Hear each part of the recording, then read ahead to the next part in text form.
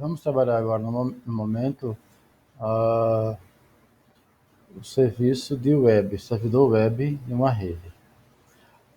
O termo servidor web pode estar atrelado a um programa de computador responsável por aceitar pedidos HTTP de clientes, geralmente de navegadores, e servi-lo com resposta HTTP também, incluindo opcionalmente dados, que geralmente são páginas web, e configuradas no serviço no formato de marcação de texto HTML, documentos HTML. E esse texto pode também incluir imagens. Nessa página pode incluir imagens, pode incluir vídeo, incluir fotos. E também a ideia de servidor web pode ser um computador que executa um programa que provê essas funcionalidades.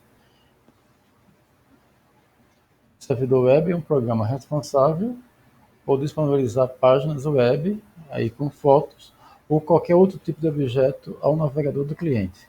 Ele também pode operar recebendo dados de cliente, processando e enviando o resultado para um cliente, para que o cliente possa tomar a ação desejada.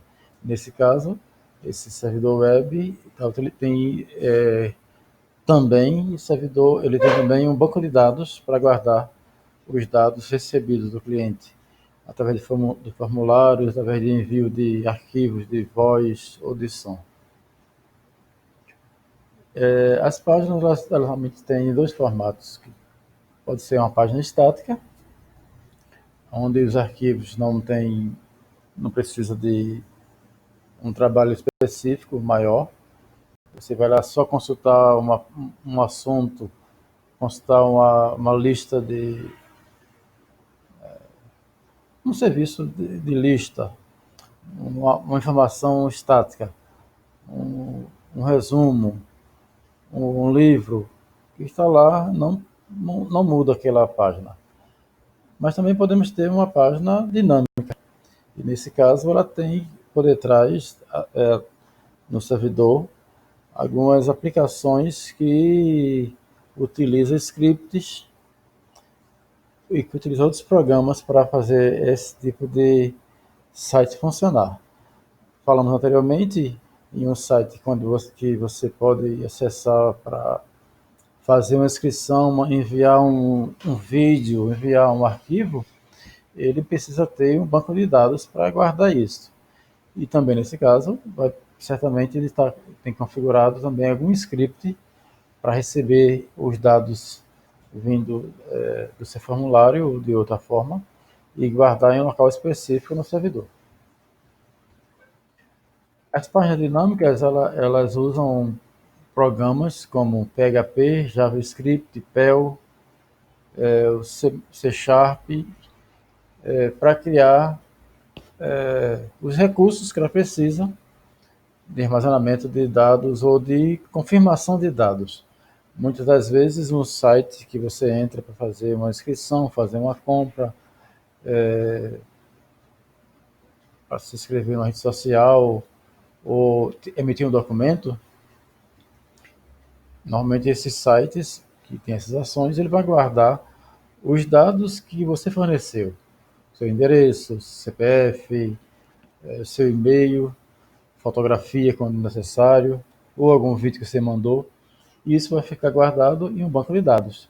Mas, para que isso aconteça, essa página precisa ser dinâmica a ponto de pegar as informações que você passou e guardar no banco de dados. E também essa parte dinâmica faz com que, em alguns casos, em alguns sites, em alguns serviços, haja campos obrigatórios, que se você colocar de forma errada ou não colocar, o próprio site não vai deixar você finalizar a ação de inscrição. É muito comum esse tipo de ação de inscrição.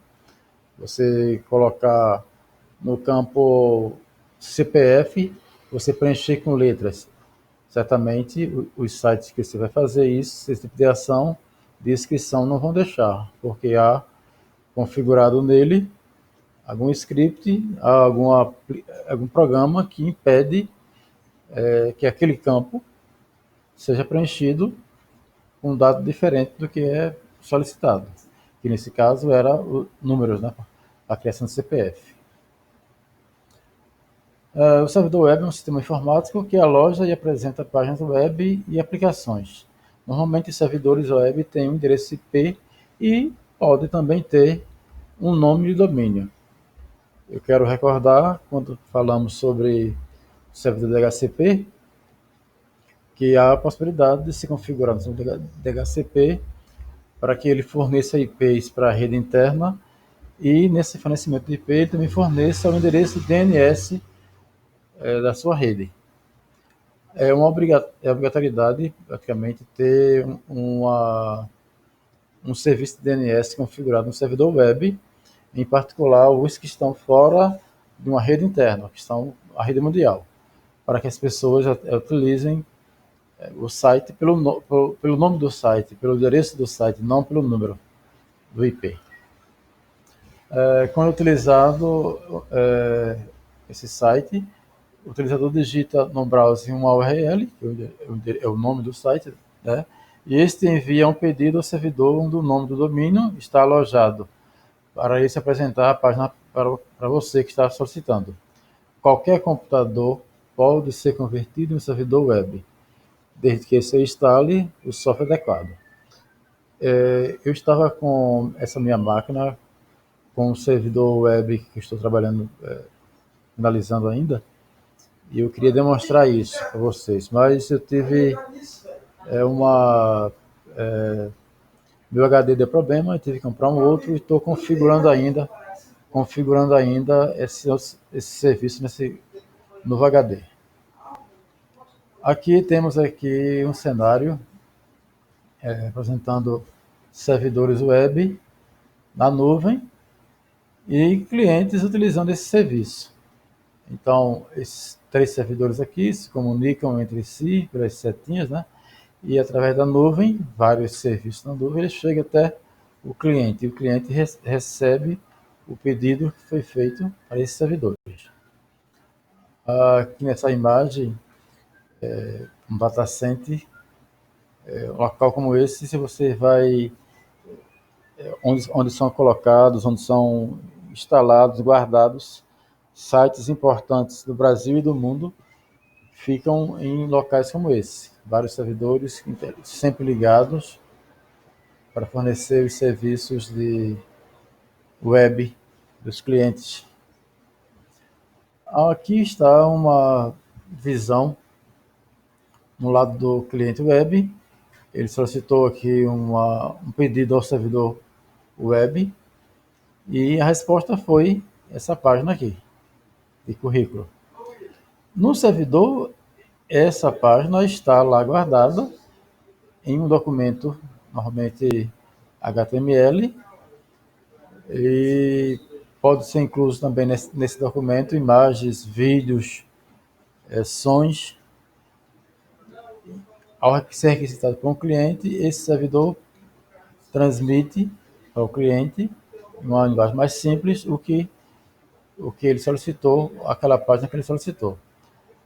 Alguns protocolos aqui são importantes, um deles aqui é o HTTP. Se o site tiver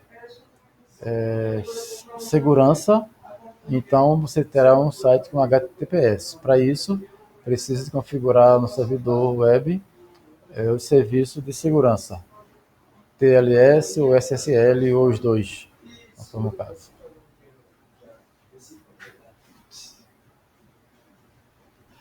As páginas dinâmicas ou as páginas web, hoje nem é dinâmica, as páginas web, elas estão hoje sendo visualizadas por vários equipamentos, desde celulares até computadores, televisores, e para isso a criação da página é feita pensando em como ela vai ser vista nesses diferentes equipamentos. Vamos ver uma demonstração de como funciona uma página responsiva. Eu tenho aqui essa página, eu já testei ela, e ela é uma página responsiva. Eu estou aqui com ela toda aberta na minha tela e vou fechar um pouquinho. Observe que a cada vinda para o lado esquerdo, o conteúdo vai se ajustando a esse novo tamanho da tela. Observe aqui, já apareceu aqui a barra de rolagem, porque o conteúdo que está na página vai descer até chegar a um ponto mínimo de resolução configurado nessa página. Então, tudo que estava na página aberta, ela fica agora nesse ponto menor aqui, e o restante vai para onde? A parte de baixo da página. Temos que rolar para baixo. Isso porque essa página é uma página responsiva, uma página que você consegue com ela, ela pode ser visualizada em vários equipamentos que utilizem a web para visualizar páginas. Alguns conhecimentos que a gente precisa ter de protocolos, alguns serviços também, algumas outras informações importantes. Você precisa, na hora de configurar o servidor web, ter conhecimento do serviço HTTP, HTTPS, e se essa configuração for HTTPS, os protocolos TLS e SSL devem estar presentes para criar criptografia nessa página. Conhecimento de URL, endereço da página, o nome da página e a mudança para IP também, e também um conhecimento básico de edição de página com HTML, a marcação da página. Vamos agora seguir com o servidor proxy. Eu precisava de ter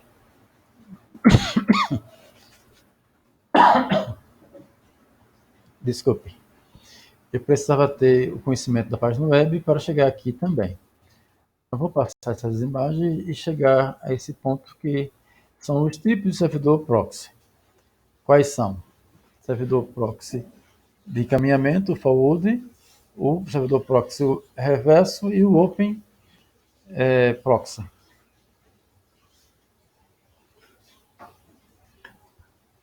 O servidor proxy de encaminhamento é usado como intermediário entre um computador e redes mais amplas. Ele trabalha normalmente em conjunto com o firewall.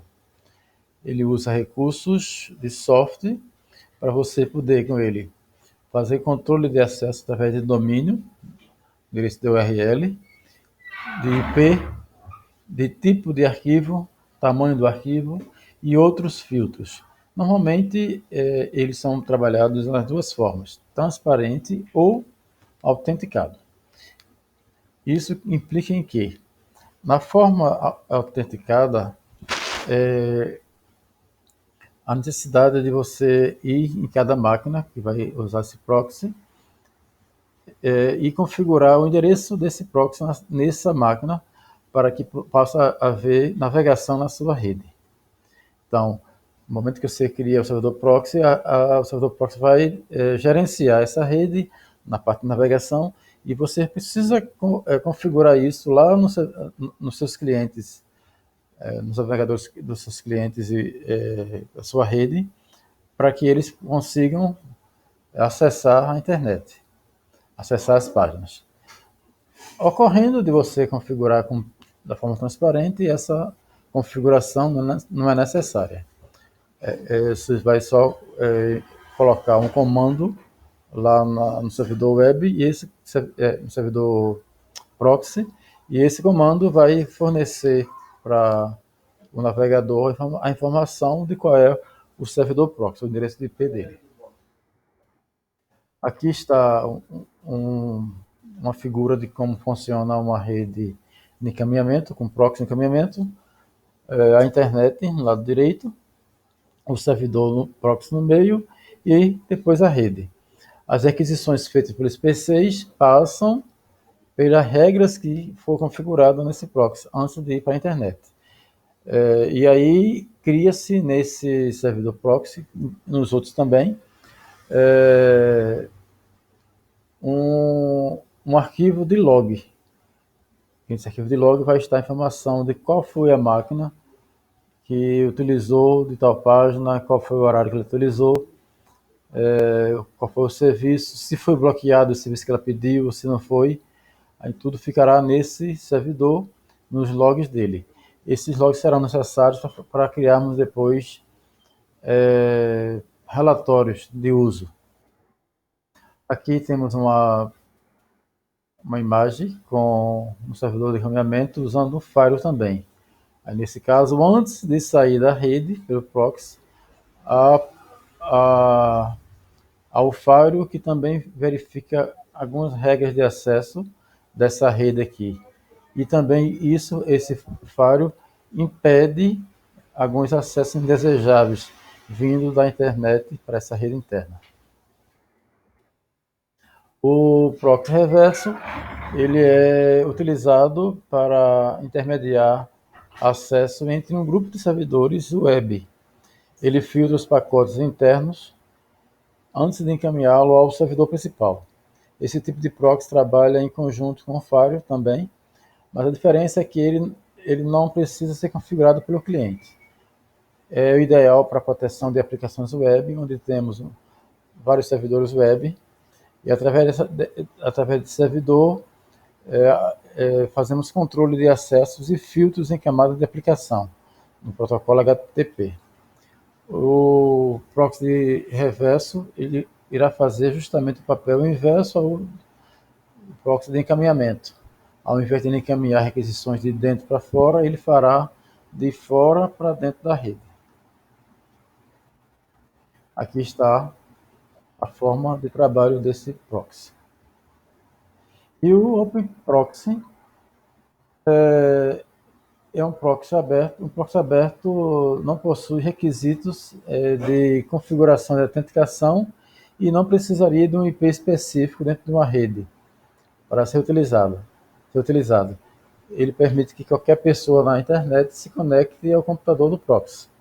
Quando o navegador da web é configurado para usar um servidor proxy aberto, as solicitações são enviadas ao servidor proxy antes de ir para a internet. Mas a filtragem aqui é bem mais reduzida. Algumas informações que são necessárias na hora de configurar um proxy, e são conhecimentos que desejamos que você também tenha, o que faz no servidor proxy. Normalmente ele é um intermediário entre o navegador da web e a internet. Entre um cliente que está navegando na internet e a internet, né? Ele ajuda a melhorar o desempenho da rede web naquele local, naquela empresa, naquela repartição, torna o acesso mais rápido. Porque isso também, esse ponto é importante, o acesso rápido usando o proxy. Uma pessoa em casa ou um cliente web onde não existe um proxy, ele faz acesso dele para a internet, para o servidor da internet direto. Mas quando esse acesso é feito, fica guardado nesse computador informações de cache, informações de acesso àquele site. Essas informações ficam guardadas no seu computador por um período.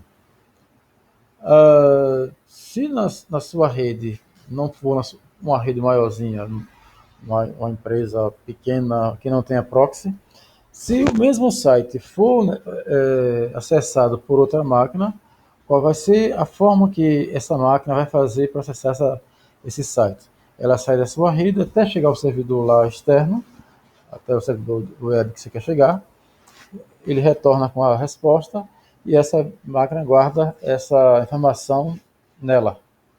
Então ficaremos nessa rede com duas informações de acesso ao mesmo site. No caso de uma rede com proxy, torna-se mais rápido esse serviço, porque o servidor proxy ele vai receber de um cliente o pedido para acessar um site, ele não tem essa informação ainda. Quando esse pedido é feito, ele encaminha para a internet e quando retorna, ele guarda essa informação desse site que foi pesquisado. E guarda onde? No servidor web. a máquina cliente também guarda para ele, mas se houver uma outra máquina que utilize o mesmo site, ao invés dessa máquina ir buscar externamente esse site, ele já vai ser, ele já vai buscar essa informação no servidor proxy, tornando-se mais rápido essa busca. Um ponto também importante é que a gente consegue colocar segurança, um pouco mais de segurança na rede, um filtro de conteúdos do web e também incluindo alguns softwares ou mal intencionados que possam vir se acessar da nossa rede. A gente pode configurar nesse proxy para que ele não seja baixado, não seja utilizado na rede. O proxy é usado por organizações e empresas, e isso é muito amplo no mundo todo. Esse servidor também você pode criar com ele controle de acesso para usuários, controlar o horário de uso e alguns serviços que você pode ser usado. Eu trabalhei em uma empresa e também estagiei em um órgão público, e nesse órgão público eu recordo que no horário do meio-dia às 2 da tarde não era permitido acesso a redes sociais. Então, no horário de meio-dia às 2 era o horário que essa permissão ocorria, porque não era horário de trabalho. Então, no meio-dia às 2 as pessoas podiam utilizar-se dessas redes sociais. Havia uma leitura, uma releitura do servidor, das configurações no servidor, e no horário de meio-dia às 2 essa releitura fornecia a permissão para que as pessoas pudessem usar as redes sociais. Chegando às 2 da tarde, havia outra releitura e impedia esse acesso. Isso é muito comum nas empresas. Aqueles logs que a gente falou lá, que ficam guardados lá no servidor, eles podem ser utilizados para criar relatórios. Uma das ferramentas que é possível utilizar para isso é o SARG. Você pode, com ele, criar relatórios dos acessos através de IP ou nome de máquinas, dos acessos de banda, de páginas, de downloads que foram feitos pelos clientes da sua rede. A outra coisa que é importante é que o proxy pode criar gerenciamento. E esse gerenciamento vai favorecer você ter um controle de rede, dos acessos de rede, de uso de banda e de recursos da sua rede. Imagine uma situação. Uma pessoa que uma ou várias pessoas que estejam na sua rede utilizando serviços de vídeo, elas vão consumir muito mais recursos de banda e isso vai dificultar os acessos de outros serviços importantes e de outras pessoas que precisam usar a sua rede. Então, o uso de banda para vídeo sempre é algo que consome muito. Você pode criar regras no proxy para que esse uso seja reduzido, ou visualizar quem usa mais esses serviços, em que horário, você criar regras para minimizar esse tipo de ação. A gente já falou sobre alguns protocolos, mas já temos algumas portas também que a gente tem que falar e alguns serviços que você precisa conhecer antes de configurar ou quando estiver configurando o seu serviço proxy. Tem que conhecer um pouco do protocolo HTTP e da porta que ele trabalha, e do HTTPS da porta que ele trabalha, e se ele usa, se ele é um protocolo HTTPS, ele está usando criptografia, que normalmente é utilizado no protocolo TLS ou SSL. A gente falou lá no serviço do DHCP que há a possibilidade de se configurar no serviço do DHCP para que seja fornecido o serviço de DNS. No caso do servidor web, servidor proxy, a gente pode também utilizar na configuração nossa o serviço de DNS da rede interna que a gente está usando ou a rede externa também. Precisamos conhecer sobre endereçamento IP, a configurar o servidor e a rede, conhecer um pouco de Firewall e quem é o gate da nossa rede. Aqui temos uma lista de alguns programas que fazem a criação, pode servir para a criação do serviço de proxy. O Squid, esse é o que eu iria utilizar com vocês. Ele é uma ferramenta, um programa open source, desculpem. E ele é uma excelente alternativa para criar cache de sites, controle de acesso e também controle de banda. Ele é um dos mais conhecidos no mercado, muito utilizado. A gente vai configurar, vai trabalhar com ele em aulas posteriores. O Polypo também é um software livre e a função dele é também criar cache. Ele suporta protocolos DNS, HTTP e é bastante utilizado para filtrar anúncios e aumentar o nível de privacidade de navegação. O NGINX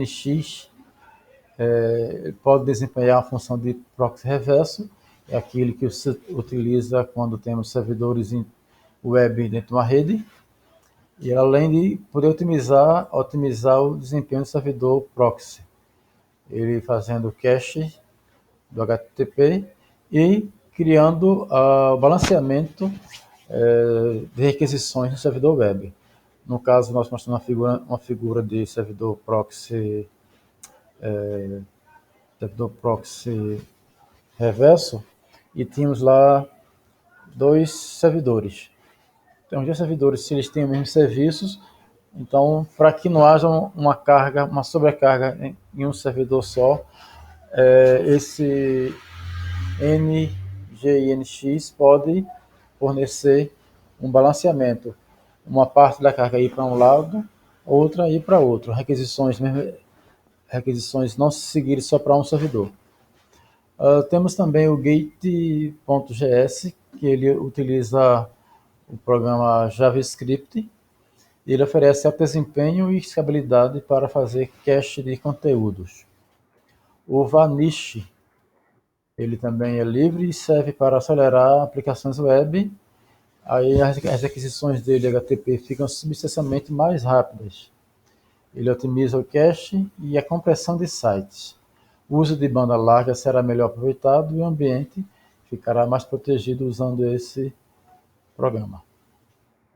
Eu finalizo a minha apresentação e espero que você aproveite essa semana para estudar para a prova na semana que vem, a nossa avaliação, e você tenha uma boa pontuação na semana que vem.